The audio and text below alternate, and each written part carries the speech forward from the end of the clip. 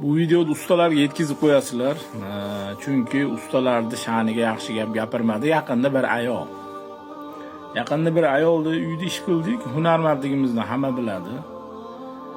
O'sha joyda ish qilib yurgan paytimizda haligi opa yonimizga keldi-da, kelib usta deydi, katta farzandim yaxshi o'qimayapti, sizga shogird qilib beraman dedi. Yaxshi o'qimasa bizga shogird qilib berasizmi opa desam, ha dedi, yaxshi o'qimasa usta bo'ladi-da deb shunaqa gap gapiryapti. Shunda opaga aytdim, opa dedim, yaxshi o'qimasa biz ham ishga olmaymiz dedim. Desam, nega olmaysizlar dedi. Yaxshi o'qimagan boladan usta chiqmaydi dedim. Desam, qiziq gapirdingiz, nima uchun buni deyapsiz dedi. Yaxshi o'qimaganlarda oldik dedim. Sal ozgina hunar o'rganadi, o'zi usta bo'lib chiqib ishini qilib yuribdi. Ustadan na duo oladi, na bir rozi rizochilik oladi.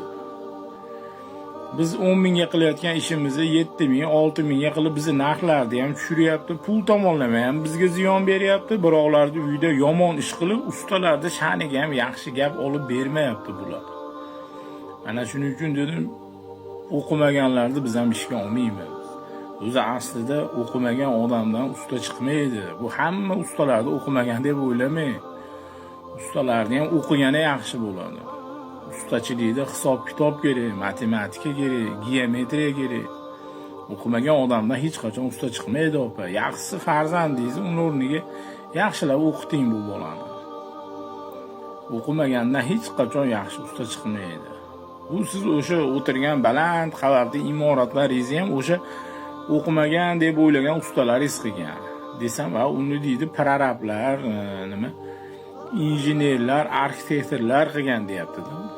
Prorab, injener, arxitektorlarni biror marta bir paqirda loy ko'tarib, yo bo'lmasa g'ish ko'tarib yurganini ko'rganmisiz desam, yo'q dedi, ular chiroyli kiyinib yuradi. Yo'q deydi, ha to'g'ri, ular chiroyli kiyinib yuradi, g'ish ko'tarmaydi, loy ko'tarmaydi.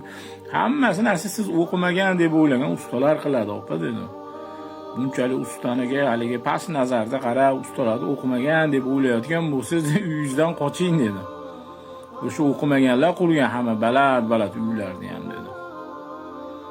Desam, opa kulib qarab qo'yapti. Alloh barchamizni to'g'ri yo'ldan adashtirmasin. Ustalarga jo'natib qo'yasizlar. Ustalar unaqa o'qimaganlar emas, ustalar. Aslida eng aqlli insonlar, bular hammasi usta bo'ladi. Alloh barchamizni to'g'ri yo'ldan adashtirmasin.